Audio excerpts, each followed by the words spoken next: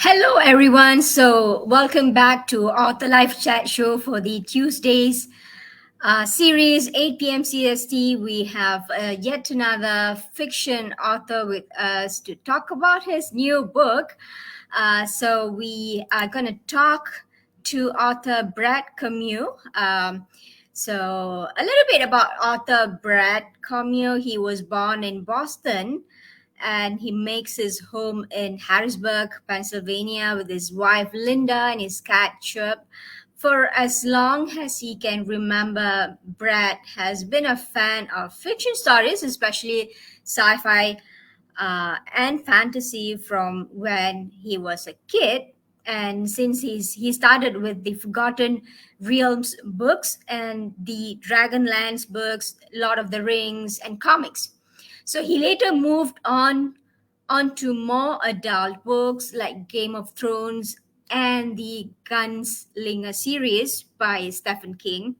Other than telling stories, Brett loves to play poker and practice martial arts, including uh, Uechi-Ryu. I'm not sure if I'm saying this right, and Iaido and Kenjutsu. I think this is Japanese martial arts. So he also teaches kickboxing at the YCMA in his area. So, without further ado, let's welcome author Brad to the show and let's have him say a few things about himself. And hello, hello. Hello, how are you? Yeah, I'm fine. How are you? Good. And congratulations, Awesome. you nailed the pronunciation pretty well. Uechi-Ryu is not an easy martial art to pronounce, so I'm impressed. Thank you. So I'm so glad that I got that right. So, yeah. Thank you for joining, Brad. And Mhm, today, as you know, we're gonna talk about your new book, right? mhm. Fiction book. I'm so excited to have you here, as this is going to Excited to be be here. another adventure to talk to an author and his thoughts, understanding his point of view, how the story came about, and the entire journey of yours Mhm. as an author right now. And it's going to be available on Amazon, I think, in January, if I'm not mistaken, right? Yep, January So 15th is the launch. Yep. yes, awesome. So I believe it has taken quite a bit of a time, since the inception of the idea and the writing process of it, probably editing, coming out with the book cover and things like that. So it's a long, arduous process. It's not an easy process for most authors, and I believe it's been the same for you. So I'm so excited to have you here to talk about it. So I know in the introduction I sort of introduce yourself a little bit to the audience, but I Mhm. think it would be great to have you say a few things about yourself. Sure. I was originally born in Boston, Massachusetts, as you said, and I'm the youngest in my family by about 10 years. So when I was, yeah, so there's a big age gap. So when I was 6 and 7, my brothers and my sister were 18, 19. They didn't want to hang Mhm. out with me, so they were off doing their own thing. So I Uh-huh. was kind of a single kid. So I learned to make stories up with my toys, and that's kind of where Um, I fell in love with storytelling, which is, what writing is all about. So that was kind of the mhm, start of the process. And mhm, then over the years, as I kind of did a bunch of different jobs. I worked as a bouncer. I worked as a cowboy, if you can believe it or not. I did a bunch of weird jobs over the uh-huh, years. And I uh-huh. always came back to storytelling. And my sister got me into a writing class, and I just fell in love with it. And that's been my life Mm. ever since. So, Right, fantastic. So, I believe that reading fantasy, science fiction book, and things like that. I guess it all started from your childhood, right? So, mhm. how has it been like in terms of books, and what kind of books do you actually pick up when you were a kid? It's funny. When I was a kid, my mom is the one that got me hooked on reading. It was I think it's actually discontinued series called Tom Swift, Boy Inventor. And it was written back in the 50s. And she brought me home a whole box of them. There was like 30 books, and I was instantly in love. but Mm-hmm. it was a friend of mine who lent me his copy of a book called The Crystal Shard it was a Forgotten Realms book. It's pretty Okay. obscure. Mm-hmm. And I read it and I was in love with fantasy. And that's always been my go-to. I'll read other authors, but fantasy has always been my first love. Mm. So Mm. Right, right. Fantastic. So now, I think as for fiction authors, right, they have a lot of inspiration, like favorite author kind of thing. Like they really, really, they have a preference for certain authors, right? So, mhm. um, like I mean, in your bio, you've mentioned like Stephen King and things like that. So, um, who is probably your inspiration, from the time that you were young, like Uh, whose story actually that you look forward to reading all the time? mhm. I think it's probably Stephen King. Mhm. When I was a little kid, I bought my first, not I was probably like 11 or 12. I bought my first copy of an adult type story, and it was Stephen King's Eyes of the Dragon, which is of course a fantasy series. And over the years, I've read a bunch of his work. His writing style is so interesting to me because he can spend 7 pages describing a blade of grass, but you're into it and you just kind of follow along.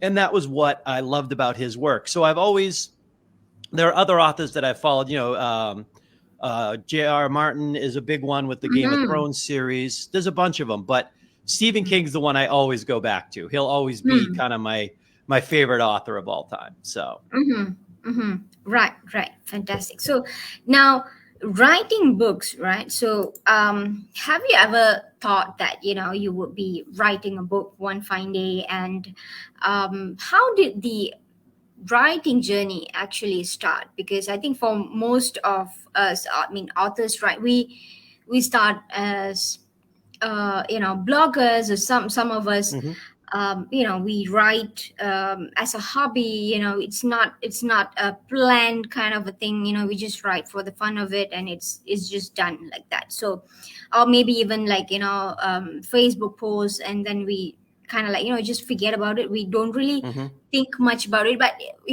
those authors who actually publish books, they kind of like have a plan for it, mhm. right? So how did this all happen? Like, when did you start writing, and when did you actually plan to become a published author?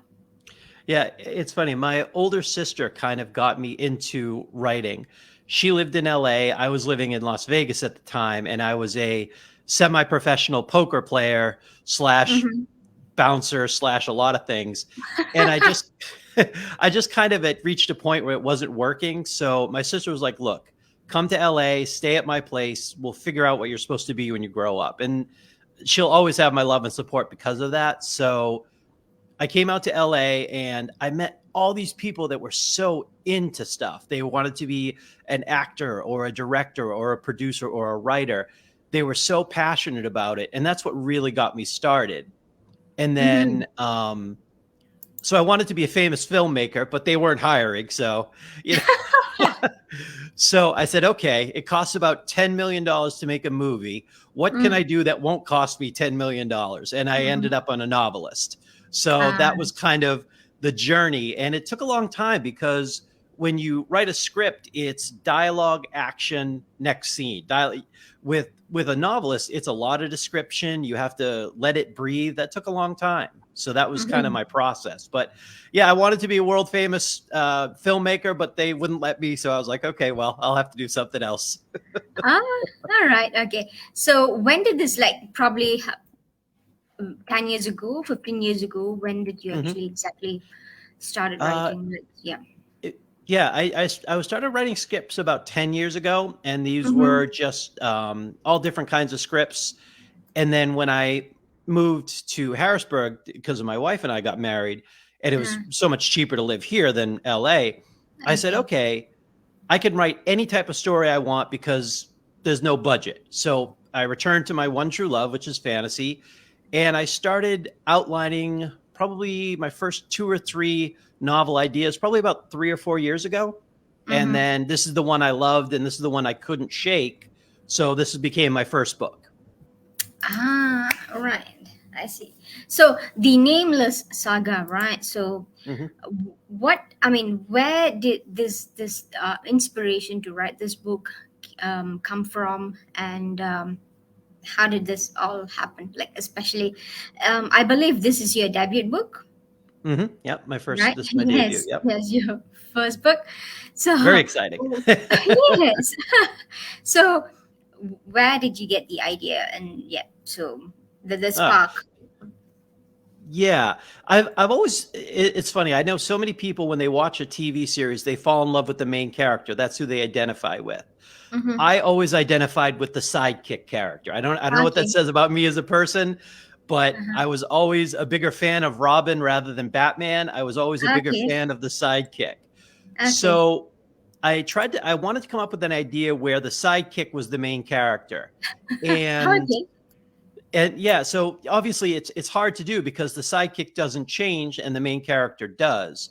Mm-hmm. So what I decided to do was set up a situation where the main character looks like the sidekick and the sidekick looks like the heroic main Okay. character. And that Uh-huh. was the inspiration for this story. So that's like a twist Hmm. over there Yeah. for the main characters. The main character become the sidekick, and the sidekick become the main characters, right? So Yeah. now that's interesting. I mean, I think I've never heard anyone, looking at things from this perspective. So it must be something different to read. So, I hope so. uh, so did anyone? I mean, like, this writing process of it. How long did it took for you to write and complete the manuscript and things like that? Hmm. The first draft, I'm a big outliner guy because I came from a screenwriting background and it's all about the outline. So Okay. I, I know people their typical outline is 2 or 3 pages. Mine was about 80 pages because it Okay. had scene, it had the emotional arcs. I wanted everything. Mhm. So the outlining process took about a year, and Okay. then the writing of the first draft took about 8 months, and then it became all about notes and improvements and rewriting and getting Mhm. notes from people I respect, and that took a long time. That probably took another Mm. 6 months after that. Mhm. No, that's interesting because when you say that, you coming from a screenwriting background, and I believe that has helped you a lot in this Hmm. process of writing a book, right? In Oh, terms of definitely.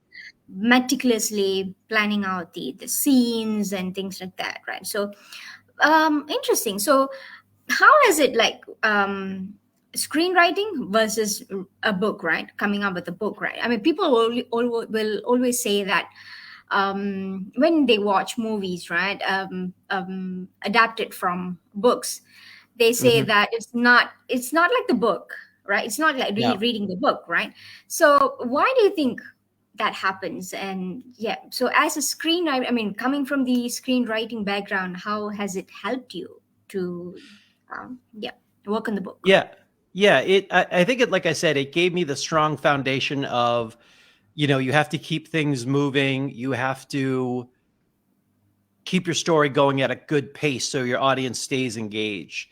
Mhm. There are certain books that do it really well. I think, it's a little cliche, but I always go to the Harry Potter series because even though it's an expansive, each book is a year, it moves quickly. The story Mm. moves at a really good pace, Mhm. and you're engaged throughout the entire book.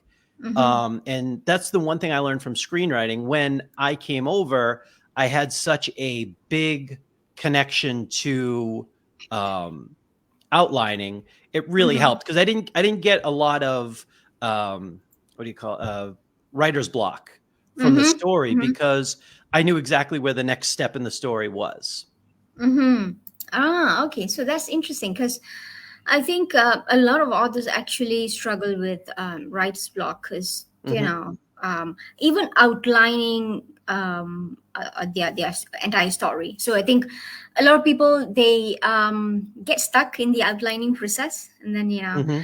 probably it takes way longer than they would have thought initially, right? So it's interesting that you really put a lot of effort in the outlining process of it, right? So what happens, at least in your journey, how did you actually look at it, and how did you plan that outlining process? Probably any authors watching this probably could take some inspiration from your journey. I hope so. It ultimately, it was just so much easier. I had a couple of writing coaches that were like, Mm. "Oh, you just let the character take you where they want to go." Well, I'm like, Mm. that's just not how my brain processes. I need Mm. that roadmap. So Mm. I started creating this idea, and then I said, okay, let me start. Where does it happens next? What's the emotional ups and downs, and what's their Mm. character's motivation in every scene? So like I said, when I was done with all my writer's block happened in the outlining phase, is what I like to tell people. Ah. So if I got writer's block, it was there in the outlines, because I could, just say, I'll think about what comes next. So when I wrote it, they were like, oh, it was easy because I just said, okay, connect this to this to this, and we're done. And so it was a lot easier for me.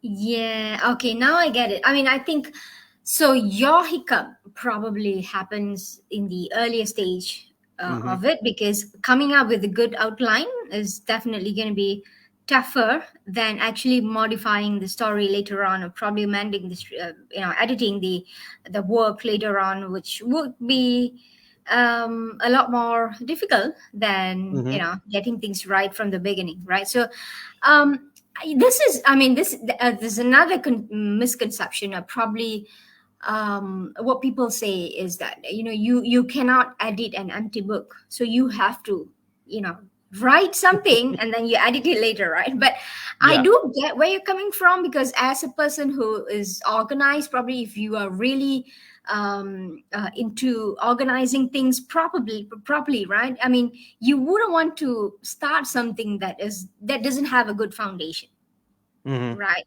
So Yeah. what's your take on that? Because I do see writers, authors, right? They say, like, just write and then you can edit it later.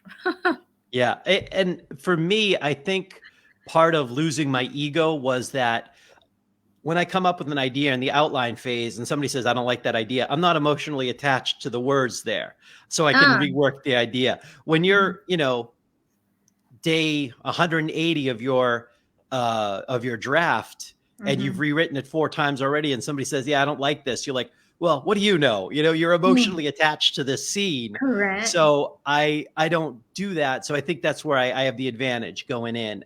And it's like you said, it's Mhm. all about the foundation. That foundation is solid. And when everyone signs off on the foundation, people that I respected, I knew I was on the right path. So it Mm. really helped a lot. Fantastic. So now I think, coming to writing coach, because you did mention that you have a few people that you look up to, and you get the feedback from them, right, from Hmm. time to time. So um, this is also something that a lot of writers out there, they don't really think through, because having a writing coach will be very invaluable in our journey, right? But picking the right coach can be difficult. Or where do Yeah. we even begin with? Like, who do we approach? Where are they? Like, So how did that happen for you? Well, it was actually it was funny. I was on a Facebook group, and I had posted something about art, about comic book art, because I'm also a big fan of comic books. Uh-huh. And a man named Jason Salas is a friend of mine now. He messaged me and he said, "Oh, actually, look at this particular art style." And we started messaging back and forth. And then I said, I have an idea for a book, because he had written a couple of books himself. So he kind of knew the process. So he jumped on the phone and we started talking. And he's been a mentor to me now for probably a year or Ah, so. So it was just putting yourself out there, and then okay. being available to feedback. All right. The joke I make is, and I always tell people this, my first script that I wrote when I lived in LA, I thought was amazing. It was terrible, but that's fine. um, so I had worked on it for a year, and I gave it to a friend who had produced some independent movie that I had met just through friends. And the analogy I like to draw is if you were watching your child swim in the ocean and then a great Mhm. white shark came and ripped it to pieces, and the whole time the shark is telling you, this is for your own good, you have to learn this. That was like the notes were like, it was brutal. He's like, okay, the title is wrong, this is wrong, that was wrong. It was brutal, but I pushed through it and I said, okay, let me rewrite it. And I took it back to him. He said, okay, you fixed this, but now you have to fix these. So I'm very open to hard notes. I always tell everyone, I don't want congratulations, that's very nice. That doesn't help me. I want brutal notes where you break everything down and I can fix it. So that Um, was that was a lifesaver for me with those meeting notes where I just got trashed and it was awful. And I'm like, okay, shake it off. We're gonna be fine. And it took a long time, but I'm better for it because of that. okay. So, I mean, constructive criticism versus feedback that is just based on opinions, merely Mm-hmm. opinions, or merely based on what they think it should be, right? Like, Mm-hmm. people have opinions, people have preferences as to what, they want to see, right? So, and especially when it comes to fiction books, like, Yeah. you have an audience of probably 100 people watching a movie, and you ask, each and every one of them at the end of the show, you will see different feedback, right? Different opinions, Mm-hmm. different feelings, emotions attached to the sentiments attached to the movie, right? So how do you discern between a constructive criticism versus something that you feel that I want this to remain, I'm not going to do anything about it? Yeah. That was the toughest thing because I got lucky that I met mentors that were better than me. And so Uh-huh. during that stage, that was a big part of it was, okay, he's probably right. And, probably 80% of the time I would sit back and go, damn it, he's right. I have to fix that.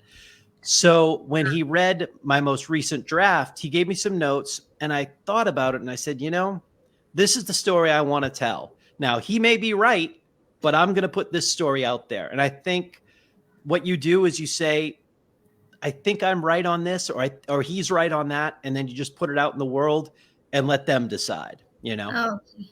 Right. So there should be a good balance between both, right? Like, Hmm. what you decide to take in and say, okay, this is something that I'm going to change. And since they are all, experienced writers out there, Hmm. right? So, and versus maintaining the originality of your idea somewhat, Yeah, right? Not yeah. and not seem like you're making things up just because people want to see that, right? And then you're Hmm. making things up. Because as for fiction books, right, I think I've heard a lot of authors saying this, like, the characters speak to them and it just Hmm. happens, right? So Hmm. again, what's your take on that? Like, do you have that sort of inspiration of you don't really plan? I've heard this, people saying this a lot of times, and they say, I don't really plan this way, like, it just Hmm. happened, and it Hmm. went along that path. So what do you think about that?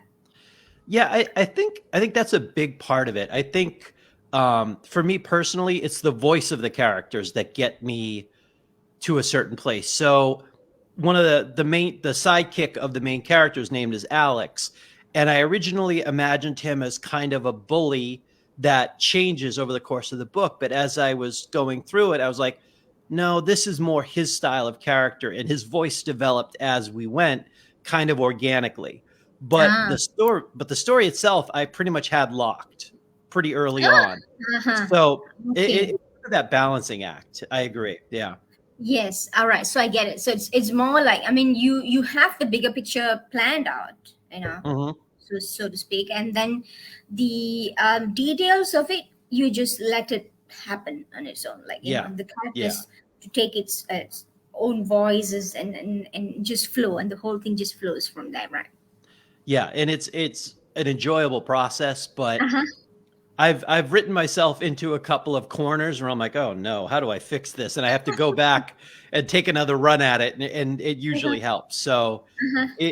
it's a process, and I'm fascinated by it because it's such a different thing than I've done when I worked on scripts because they follow a Mhm. structure. This is Mhm. supposed to hit at this beat. This is supposed to hit at that beat. Mhm. This is different thing. It can go in different directions. Mhm. Right. And so on screen over here, you can see your uh, name, your website, Hmm. storyteller, Brett Comeau. And yeah, so we are here at the Nameless Boy. It shows pictures, probably, Hmm. sketches of a boy over here. So the orphan Yep. boy with no name who earned the name. How do I pronounce this? Loella. It's Luella. yeah, it's a German derivative of protector. Ah, okay. In a battle, and a boy who must find a way to become a hero and hold back the monsters at the gate. So, tell us a little bit about these characters that you have. I Hmm. think it would be interesting to just run through a little bit, without giving away too much, I guess. And Yeah, how did of you course. come up with this? Sketches of were these drawn by you or your. No, no, I wish. I had a I had an artist friend who he came up with the original character sketch on the left here of the boy, and I loved it so much because Mhm. I had told him an idea for a character who was he was deformed with a hump on his shoulder, and that made him an outsider to society, and how he becomes a hero through the course of the story. And he banged out the sketch in a day and sent it to me. I was like, I love this so much.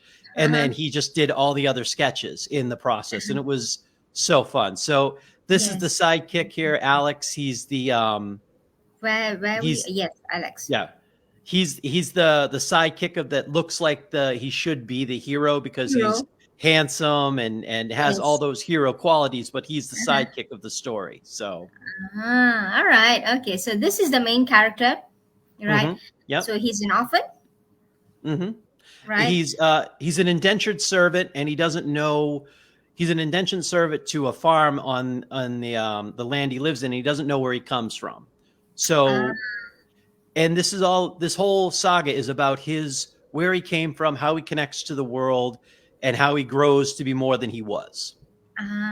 all right. So this is Alex. We have Alex over Hmm. here, who's the sidekick, as you say, and this is amazing. I mean, your friend has done an Oh, amazing work with these sketches. It's just hmm, really amazing. And this is Lunita. yep, very nice. Okay. Yes, I got that right. So she is the daughter of the mayor. She's beautiful, rich, and engaged to a powerful man. She's also very spoiled, and she must learn to be more than that. So this is also, I believe, one of the uh, side characters that you have in your Yep. story, right? Yep. And this is who's this? This is the prefix. Hmm. He is manipulative. Is this the antagonist kind of a thing? Yep. That's what that's what he seems to look like. So he's Yep. manipulative, controlling, hiding dark secrets. So the prefix serves as at the mayor's administrator, but who does he serve really? Oh, interesting. So now this is Ona Tridat. You are Ona. killing it on names. I'm glad. I'm glad. Nasty temper, a judgmental attitude, and a lifetime of regret. So Honor Trinidad and her husband Arthur have taken in the boy in turn for his indentured servitude. So this is the sort of a lady who takes in the nameless boy, Yeah, her and right? the Arthur, the master, are married, and they start the story as he's in the last year of his indentured servitude, and Mm. that's where the story starts. So he's a year away from becoming a man, but unfortunately, in this country, when you're this age, you also have to go help protect the people. So it's right at the cusp of him becoming a man, and it that's part of his arc. How do as men, who are we when we become when the boy becomes a man? Who do we Yeah. become? So that's a Ah. big part of this story. All right. Okay, interesting. So we have Arthur Tridat, the master, right? So he's Hmm. quiet, weighed down by past choices, and absently kind to the boy. All right, so that's nice. And he's a former soldier. Mm-hmm. filled with regrets. So, I mean, this is a very, very I know. nice. He did amazing. He did amazing. This He is sent it to me and he goes, "We have to turn it into a comic book." And I said, "One step at a time." But yes. oh my gosh! I mean, this is so real. Like, Hmm. it's hard to believe. It's like almost a real person over here, right? It's Yep. your friend did an amazing. This is another one. This is really good. Without the face, right? So Hmm. the Darkman. Creatures that are the thing of nightmares, these monsters have fallen on the city of Geneva like a plague. Hmm. 1, 2, they are coming for you. 3, 4, lock your door. 5, 6, darkling tricks. 7, 8, will seal your fate. 9, 10, will they kill again? Now, interesting. So, I believe this is also one of your main character, right? So the Hmm. Darkman. So tell us a little bit about this character, if you could, without giving away too No, much no about the problem. story. Mm-hmm. These are actually a group of characters. They've been attacking the city at night. They kidnap and murder the poor people of Geneva, excuse me. And while the rich hide behind powerful, strongly built walls, the poor are left to defend themselves. These people disappear into the night and are never seen again. We don't know where they came from. They started attacking about 2 years ago, Mm-hmm. and now the people are trying to deal with it. And every day, every night, they face this plague, and they don't know what to do. And that's where the story starts. Uh-huh. Right, interesting. So, and yeah, so last but not least on this page of yours, right? Hmm. So this is your mailing list to get Hmm. monthly updates. And yeah, so this is, I mean, this mailing list of yours is the for you as the author, right? Because I believe you have another mailing list which is specifically created for the book. Am I right to say that? No, right now this is the only mailing list I have, Oh, it's the only same. because It's this is the same. my first book. Okay, so it's the same. Right. So Yep. it's, I mean, because I saw another sort of, mailing list where people Hmm. can actually get the free copy of the prequel, right? So Hmm. that's also the same, right? This is the Yep. mailing list, Same right? series. Same series. It's Awesome. just a prequel to it. Awesome. Right. So if they subscribe to your mailing list, they'll be able to get the prequel, a copy of the prequel, right? Hmm. To the Nameless saga. So I think I will show or probably present that page instead, so that people can actually see that. And I think that was a little bit more interesting. Yeah, this is the one, right? Hmm. Yes, so this is the one. So get your free copy of the prequel to the Nameless Saga. So when you subscribe, you will be getting a copy of it. And I think people will be able to sort of like, read and get the idea of it and look forward to January 15th, when your book is finally going to be available on Amazon. I believe it is available for pre-order right now. It should be. No, not yet. It's actually it's going to be available on pre-order January 2nd. Okay. I'm just kind of getting out there, meeting people, and this was a chance to do some promotional pre-work. So I'm very excited.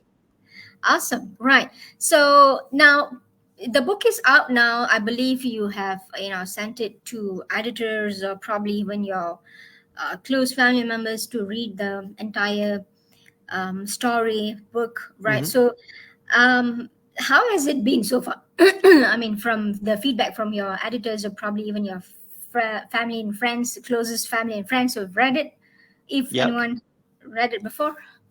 It's funny. All of my friends were very excited for me because they know how much work has gone into this. Mm-hmm. The It's funny. My mom she's just my mom. It's fine, but it's actually the book is actually dedicated to her.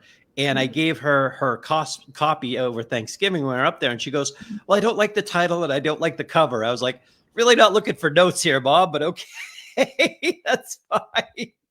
And she was very proud of me, of course, but it's not her type of book, which is totally fine. Okay. But it just made me laugh. I was like, well, I kind of dedicated the book to you in 2 years of my life, but sure, okay. My older brother was really impressed with it. He really liked it, and he was proud of me to just doing something that I've always wanted to do. Mm-hmm. My editors have been into it. They basically said it's kind of a bunch of archetype of book, like a Harry Potter, if Harry Potter was a horror movie. And I said, that's kind of what I was going for. So I hit the nail on the head. So that's good. Okay. And if I can get about 10% of her success, I'll be thrilled. So awesome. Right. So in terms of author branding and putting yourself out there, what are the things that you've been trying at this point of time? Because to be successful author, I believe that it's all about having an audience of yourself, right? Like, people should know you, and people at this point of time, at this era that we are in right now, I think branding is a huge part of any Definitely. business, right? Anything that you are doing. I mean, as an individual, even if you are like, applying for a job and things like that, it's more to it your self-branding and how you carry yourself and how you put yourself out there, right? So with a lot of people out there, like even LinkedIn or social media, so we've got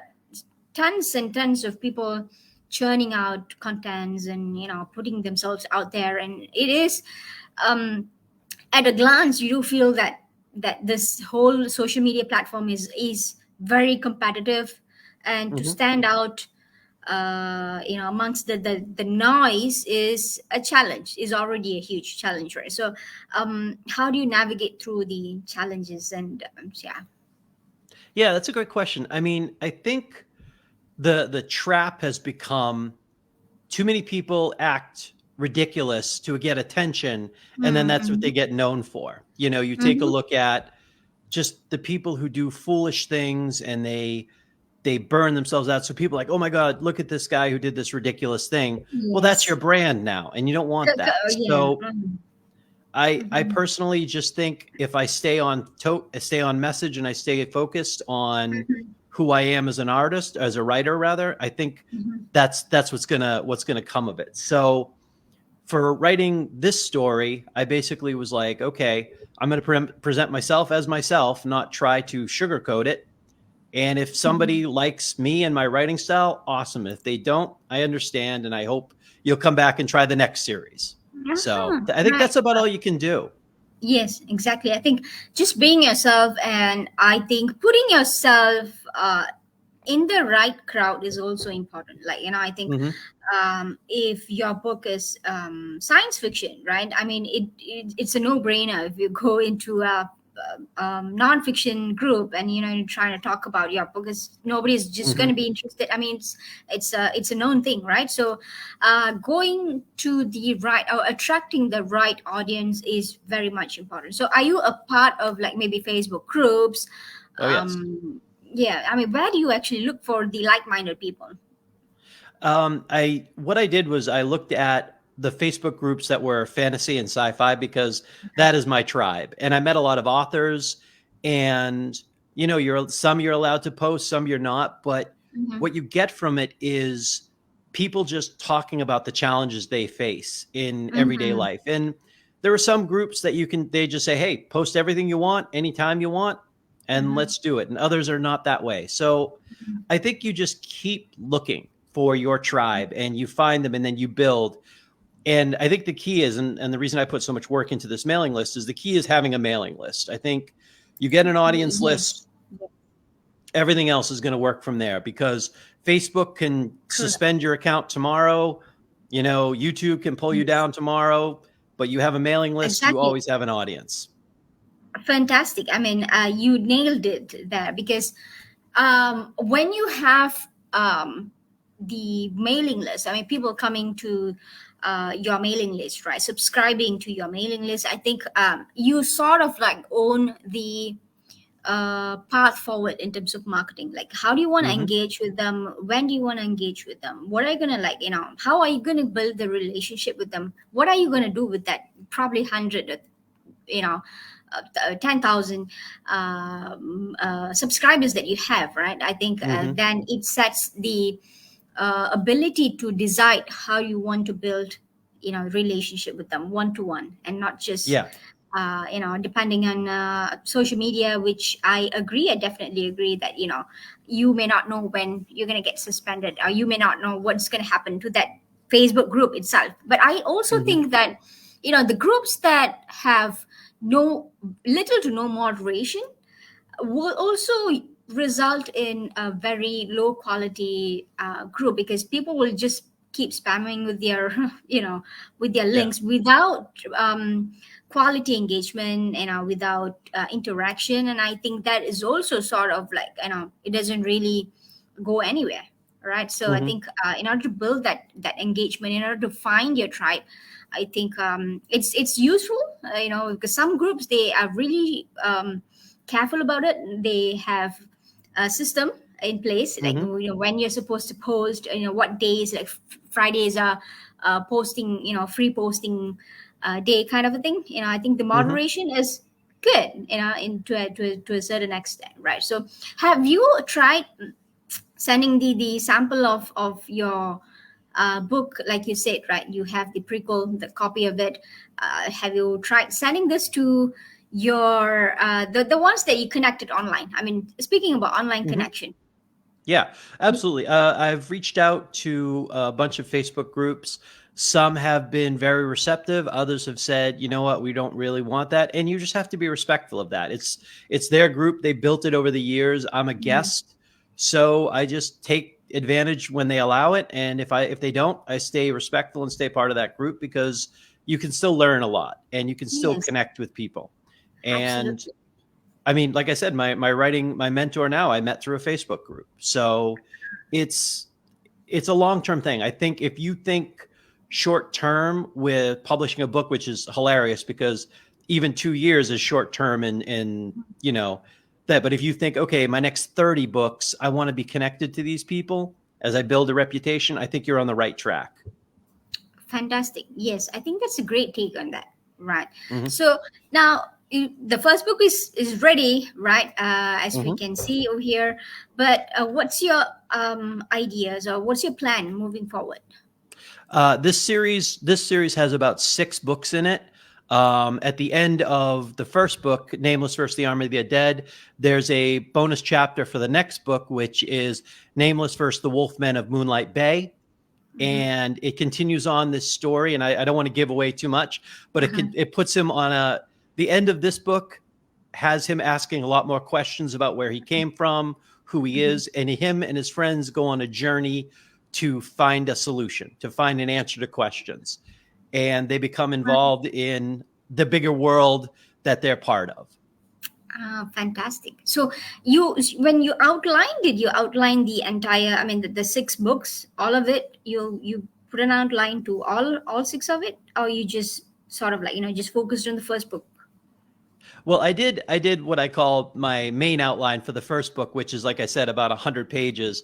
All Mhm. the other books are outlined more like 5 to 10 pages. Like, I want Mhm. this and I want that, and little notes I'll drop in about, oh, okay, that's what I want to do. So I think for me, the next step is the second book is pretty much outlined.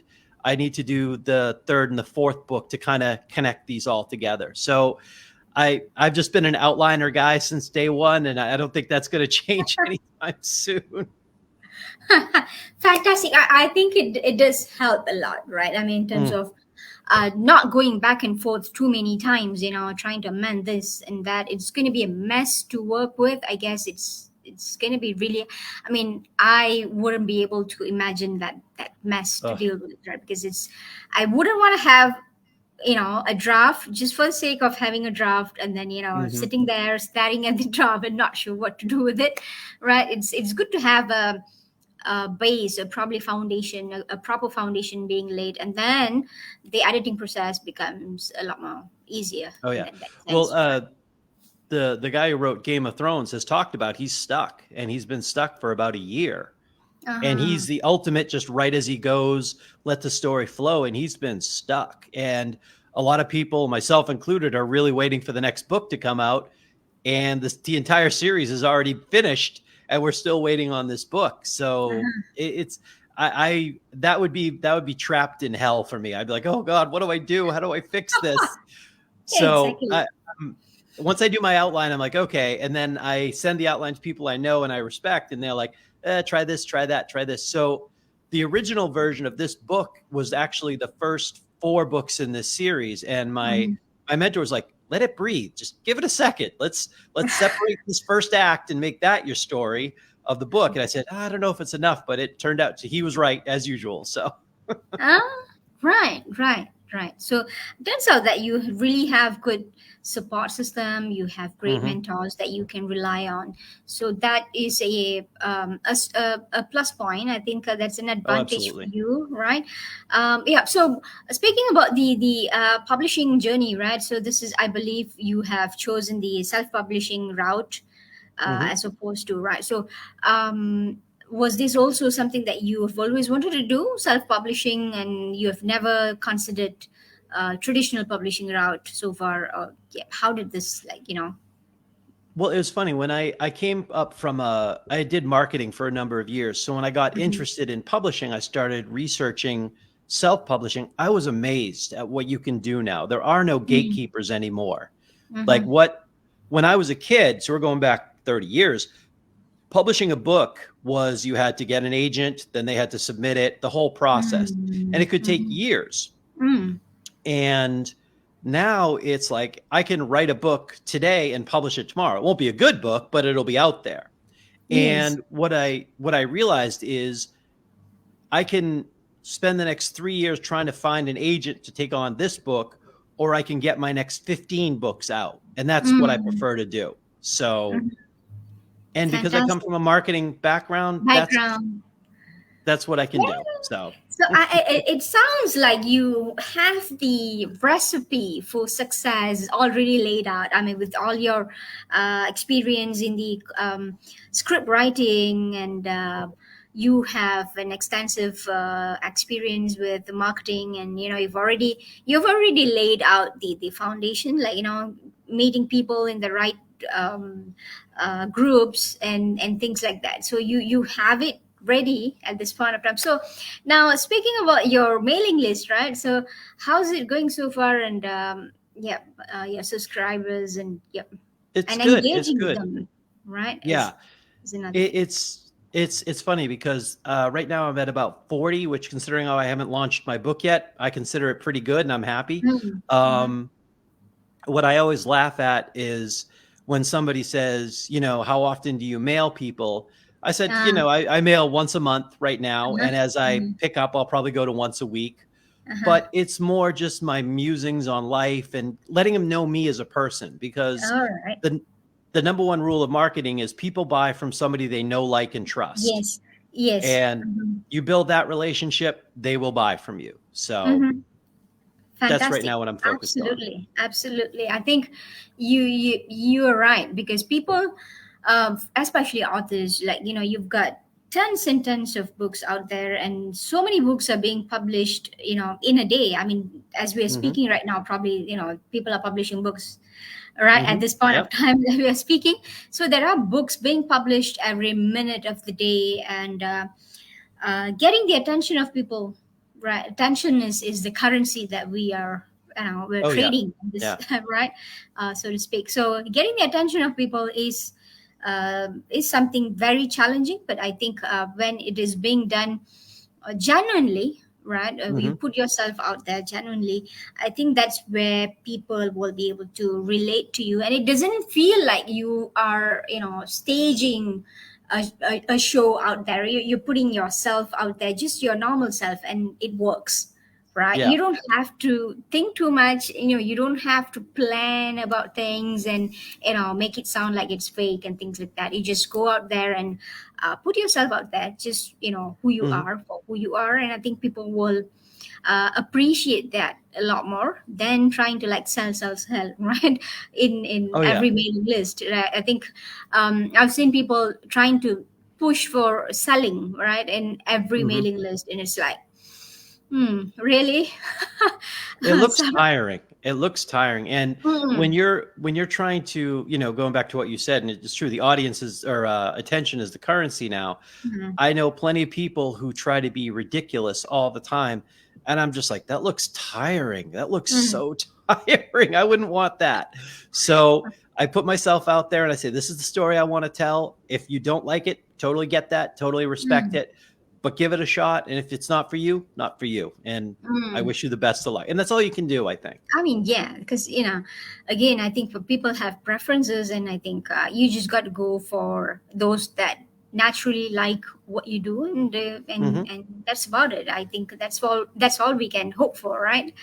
At Hmm. the end of the day, right? So now, as we're approaching to the end of the interview, right? So, what do you have to say to people out there, or your audience, your family and friends out there who January 15th is the launching of your book. So, what do you have to say to people out there? First off, I'm eternally grateful to my wife Linda. She's supported me through this whole process, so that meant the world to me because it wasn't always the easiest. Uh-huh. I think if you are into a darker fantasy story that isn't over the top romantic, I think the Nameless Saga is an interesting take. I think you'll enjoy it. If you like Mhm. horror books and monster stories, give it a shot. I think you'll enjoy it. And that's, I think, all you can do as a storyteller. Tell them a story Uh-huh. and see if they enjoy it. Awesome, fantastic. Now, it makes me think, and there's the sketches that we see right on your Hmm. website. Do we get to see them in your book? Is it is it in your book? Is it appended in your book, or it's just It's on your website? I think it's going to be in the digital, and I'm not sure about the print on demand because that's when Mhm. it starts to get a little expensive. But it will be in the digital. So, Awesome. Awesome, because your friend has done a oh, fantastic work, amazing, and amazing, I think it's amazing worth, work. worth putting it that into the Hmm. book, and to appreciate his work. I think it would be really amazing. So thank you so much, Brett, for actually Thank you for joining having me. the show today. And I think we've covered pretty much about your book, yourself as an author, the upcoming book, and your subsequent plans for the book, and the books that are going to be out later after this one Hmm. is out, I guess. So yeah, we've covered pretty much a lot, and I hope that those who are going to watch this later, right, on Facebook, we will be putting this up on YouTube as well. All right, so Great. I'll be downloading this from Facebook, and I'll be putting this up on YouTube so that you could leverage more, the Hmm. audience on a lot more platform, not just on Facebook. So and also Instagram, because Instagram has sort of like changed their settings or something like that, that we are not able to post this entire. I used to do that because this entire Oh, thing used to be on Instagram, right? So that there's some sort of a glitch. I'm not sure if it's glitch of just the way they've changed things on Instagram. So I'll figure that out, and I'll put it up on Instagram if it is still allowed, and I'll send you the links. And I hope that people will be enjoying this show later on when they have the time to catch up with this. So yeah, thank you so much, Brett, and thank you for having me. I appreciate it. I hope to catch up with you once your new books are out, like the second, third books are out. Probably we will speak again to Love talk to. about how things went, and it will be fantastic to have you again on the show to speak about your journey in the near future. Thank you so much for joining, Brett. Wish Thank you for you having me. a This has been fantastic day. great. Thank you. Thank you. Bye Bye. bye. Thank. Bye bye.